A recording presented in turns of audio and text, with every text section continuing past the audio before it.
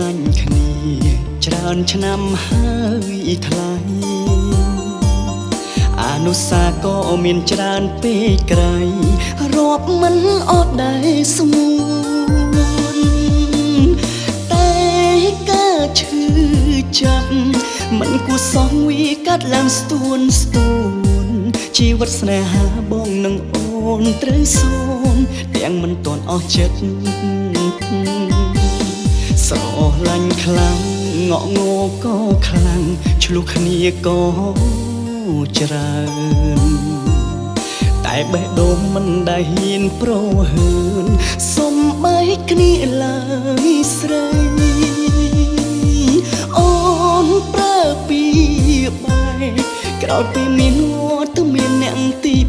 3បេះដូងដូចហាងធ្លាក់ដល់ដីពេលឮស្រីអូនស្ដីយ៉ាងនឹងបែកពីបងសុំអូននេះយាយល្អពីបងខ្លាផងប្រាប់គេថាបងស្រឡាញ់រូបអូនខ្លាំងណាស់បើប្រងម្នាក់នោះមិនស្មោះត្រង់ហ៊ានទុកអូនចោលប្តីផ្ដាំប្រាប់គេឲ្យច្បាស់ថាបងមិនលើកលែងឡើយបែកពីបងសូមអូននេះយាយល្អពីបងខ្លាចទៅប្រាប់ឲ្យត្រង់ថាបងស្រឡាញ់ពីលពើមិនសាវ៉ាបើសិនថ្ងៃណាមួយគេធ្វើឲ្យអូនរស់នៅរងទុក្ខសូមអូនកុំព្រួយជីវ៉ាសងសាចានៅចាំអូនត្រង់នេះ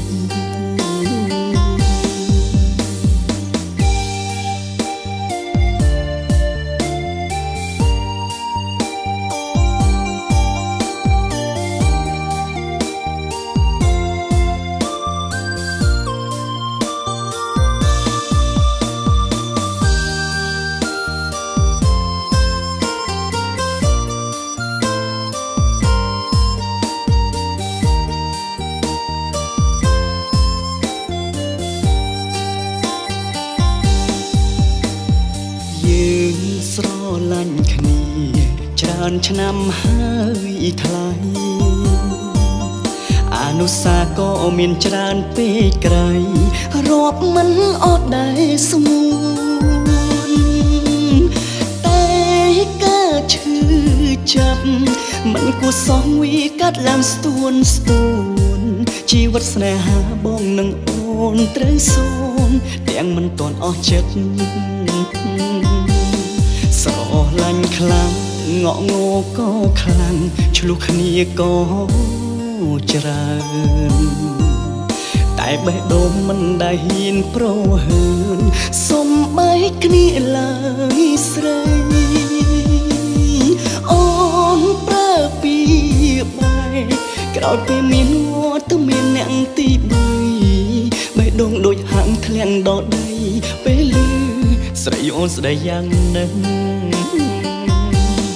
បែកពីបងសុំអូននេះយាយល្អពីបងខ្លាផងប្រាប់គេថាបងស្រឡាញ់រូបអូនខ្លាំងណាស់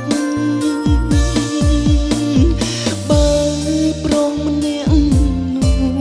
មិនស្មោះត្រង់ហ៊ានទុកអូនចោលប្តីផ្ដាំប្រាប់គេឲ្យច្បាស់ថាបងមិនលើកលែងឡើយបែកពីបងសូមអូននេះយាយល្អពីបងខ្លាចទៅ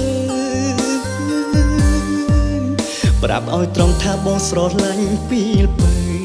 មិនសាវ៉ាបើសិនថ្ងៃណាមួយគេធ្វើឲ្យអូនរស់នៅរងទុក្ខសូមអូនកុំព្រួយជីវ៉ាសងសាចានៅចាំអូនត្រង់នេះ